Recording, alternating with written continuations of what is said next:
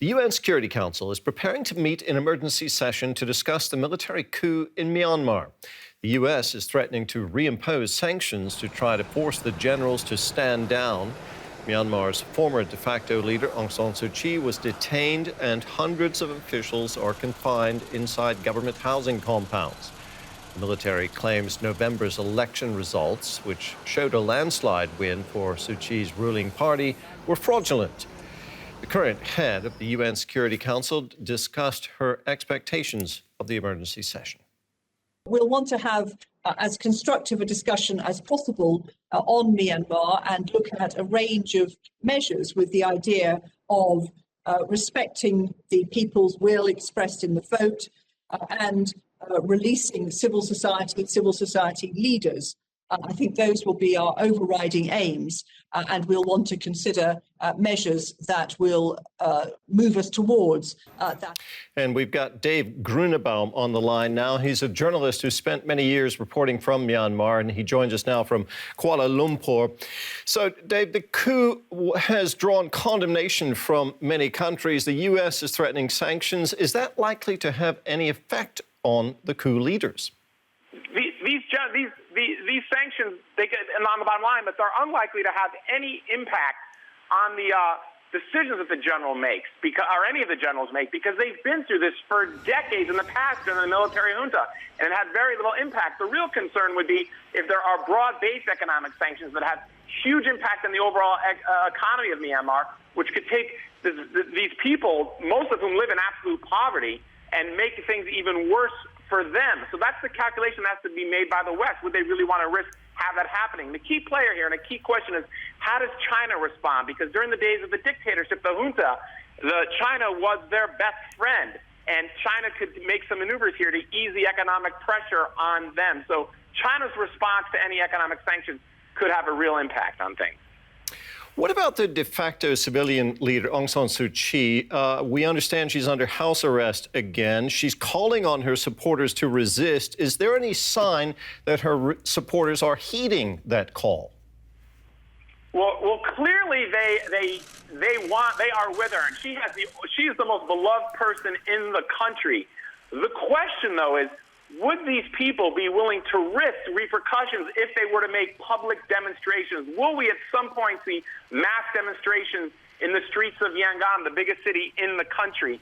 That's a real question, because in the past, if you look at past history, the military, they would sometimes put down these types of revolts, often violently, often with deadly force. Another thing to question here is a lot of the leading activists in this country, the people who would organize these sorts of demonstrations, even some of the people who did this back in the 80s, who are very much looked up to, some of these activists in the country have been detained, and some of the others have gone into hiding. So it's really hard to wonder right now who would be the people who would lead these types of demonstrations if the public were to try to do it anytime soon. You talked about the military cracking down. There are also serious concerns about the situation of the Rohingya Muslims in the country. What consequences could this coup have for them? Well, the Rohingya who live in the country, almost overwhelmingly in northwestern Rakhine State, what has been a horrible situation for them for decades, this makes it even worse. The military was repressive on them to begin with. Keep in mind, the Rohingya are stateless. They had their citizenship stripped in the 1980s. This just makes matters worse. And then if you go over the border, several years ago, more than 700,000 Rohingya Muslims fled Myanmar for neighboring Bangladesh due to a military crackdown that has led to accusations of genocide. Any hopes that any significant number of them would be repatriating, anytime this year, this just seems to completely dash that, because why would they want to go back to the country that is now completely ruled by the same military that drove them out and killed, by some estimates, more than 10,000 of them? Dave, thank you very much for your insights. That was journalist Dave Grunebaum talking to us from Kuala Lumpur. Calm amidst the political storm. People in the city of Yangon adjusting to a new reality of military rule. A state of emergency has been declared for 1 year. Despite calls for resistance by former de facto leader Aung San Suu Kyi, residents of Myanmar's largest city are hesitant. We've waited for 72 hours, but people won't go on the street and protest. Everyone knows the military has guns and they are used to shooting people. I think people will find another way to protest. We are very timid and we can't say anything. I'm afraid of them. Many international leaders have expressed alarm over the coup. The U.S. underscored its support for democracy in Myanmar, also known as Burma, after saying it was, quote, taking note of those who stand with the people of Burma in this difficult hour. I think it's a message to all countries in the region and countries who, will be asked to respond or to consider what the appropriate response will be in reaction to the events that have happened over the past couple of days. In the capital, Naypyidaw, hundreds of lawmakers are confined in government housing complexes, which are being guarded by soldiers. The military said seizing power was necessary after the government failed to act on claims of election fraud. On Facebook, the ruling National League for Democracy Party appealed to the military to free those detained and to honor November's election results, which handed the NLD a landslide victory. They were the second democratic elections in Myanmar after it transitioned from decades of military rule. Now there are fears the country could slide back to its old ways.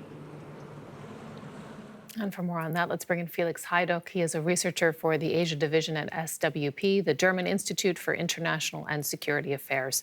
Welcome to the program and thank you for joining us. Do you see a path out of this political crisis in Myanmar? At the moment, not really, to be honest. The coup has created a new status quo. As you already alluded to, the NLD leadership de facto has been detained. There's military patrolling the key areas in key cities. At the moment, I don't see really a way out. I also do not see the military reacting to international pressure that will come one way or the other via the UN, via the EU, the US and other states and organizations. But currently, I do not see a quick way out, no. Why is that? I'd like to ask you why you're skeptical about the results that international pressure can have in Myanmar, because, over the past years, we have seen mixed results from the international community on Myanmar. There was limited action following the crackdown against Rohingya Muslims, for example, in the country in 2017. Is it just because of a lack of consistency with regard to Myanmar, or is it something else? Well, I think it's not a monocausal in the sense that there are, I think, at least two main factors here, not just one. One being surely there's inconsistent messaging.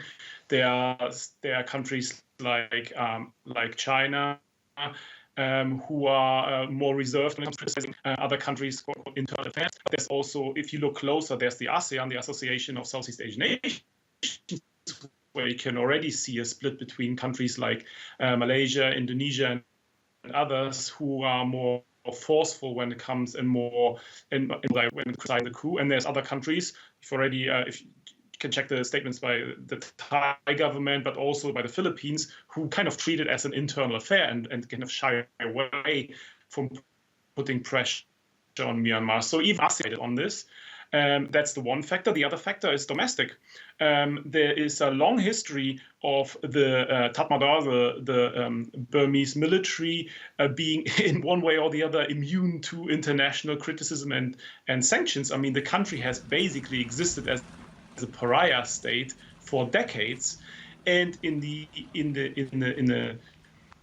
eyes and in the minds of many in the military and many conservatives in the country been doing all right with that. So it wouldn't surprise me if this mentality and this outlook will also, one way or the other, determine the actions and the interests of the current military leadership in Myanmar.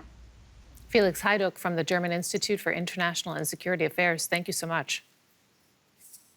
Thanks for having me.